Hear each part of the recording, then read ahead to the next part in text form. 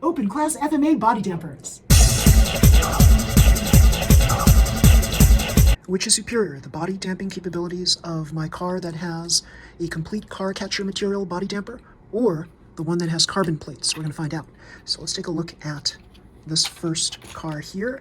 This is the one with the carbon plates, and as you see here, it's basically loose on here. I could put springs on here, but it's probably not going to do much better than what we will see here. So here, I'll drop it, drop test. You'll see, if you slow it down, you'll see that it hops. It definitely hops. You don't even have to slow it down. You see that it hops. It hops from the front. So from the back, it's pretty fine. It stays flat. But from the front, it bounces. And so that's why we get that hop. And the hop is what's going to cause problems when we try to jump over slopes.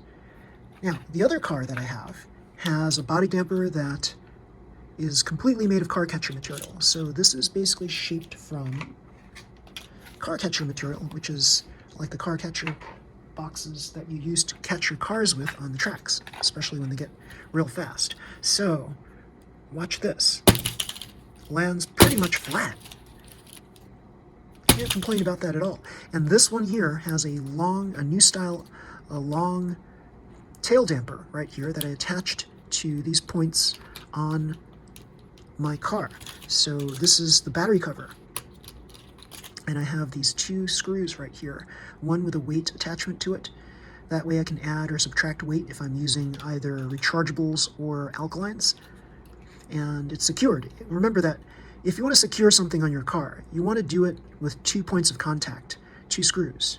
If you just have 1 point of contact, this thing's going to slide around. So with 2 points of contact, here and here, that ensures that this tail damper isn't going to rotate on this. So this is nothing more than the battery cover that's right here on the FMA chassis. So this is an open class FMA chassis, and I have right here, because this is the style of damper that it is, I have right here to adjust for the height of this gear cover. I decided to put a little bit of sponge right here so that this body damper will land on an even plane, just like so. And here, just in case it does hit the motor cover, I don't want it to keep ricocheting off of the motor cover. So I've got a soft landing with another brake right here as well. So there we go. You can see right here. It's probably never going to touch that motor cover, right? But you never know, right? So there we go. And we've got 2 pretty much heavy weights on each side right here. And the front, it's just attached like so, with nothing more than 2 screws and rubber piping on the very top. Pretty cool. So is this going to move around a lot? Probably not. It seems to want to stay here like this because basically it's resting. This body damper is resting right on these screws in the top here. So that's keeping it in place so that it doesn't rotate left and right. Here, we don't have the same kind of deal. We have here something that's more or less free-floating. So what I could do is place some springs. Maybe place some springs somewhere over here, maybe on the top and maybe in the bottom, and that'll keep this more in place, more in line, so that when it does land, it's more even instead of shaking from left to right as it comes down. So that's one possible improvement, but I tried that and it didn't really improve it much. So what I'm going to do is I'm going to rework this carbon plate body damper, and I'm going to fashion something that's both carbon plate as well as car catcher material. And that'll be a lot better, I think. If it's got like the good qualities of this front part right here of the car catcher body damper, along with the stiffness, sturdiness of the carbon plates, then we've got something really, really excellent, I believe.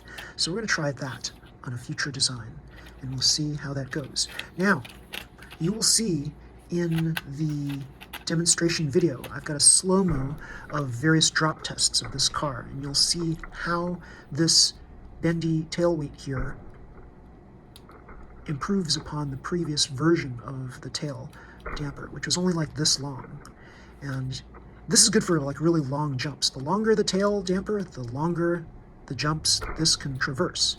Now, if you've got a lot of short jumps and then you jump up and come off of a jump and then you hit a curve, this is probably not your car. This is a great car if you're dealing with long straightaway jumps. So yeah, this is going to basically fly in the air. So here's what you have to look at when you're looking at a track. You have to look at the track, you have to analyze the jumps, analyze all the curves, the digital curves and things like that, and you have to ask yourself, can your car traverse that track based on the features that it has? So here we have this AT front bumper, which is what I call the DXN AT front bumper, because a lot of DXN folks seem to use this kind of thing here. As you see here, this rolls up so that it's not just 5 degrees, it can be greater than 5 degrees as well. It can also move up and down like this, pretty cool. So yeah, very, very cool. And these things swing inward. So let me hold this stiff so you can see this. Yes, so this is like got some nice shock absorption right here on the left and right sides. So here we go, there we go, very, very nice. And on the rear, we have my version of the anchor on the rear. So a lot of people use a mushroom cap for their anchor, and I actually designed something here so that it doesn't need a mushroom cap. Pretty cool. So yeah, you can go your usual clockwise, counterclockwise motion on the rear tail damper. You can also have it go up. Yes, pretty cool. And yeah, it's really, really cool. This is a marked improvement over my previous one, which I basically needed a carbon plate to prevent it from going further than a certain point.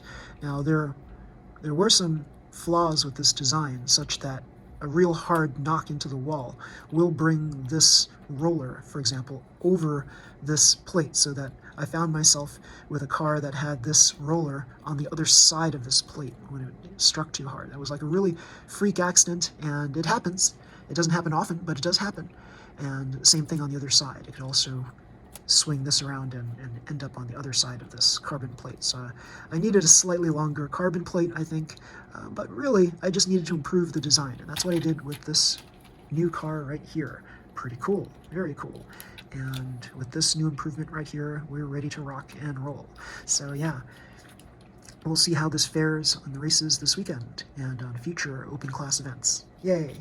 So yes, everybody, these are my two different styles of body dampers, one made completely with car catcher material and the other one made with carbon plates. And I showed you basically the differences between the two, what could be done to improve upon the design. Yeah, pretty darn cool. So if you like this video, everybody, please slam the like button, subscribe to my channel. You'll see more videos just like this one. Until next time, everybody, see you, bye.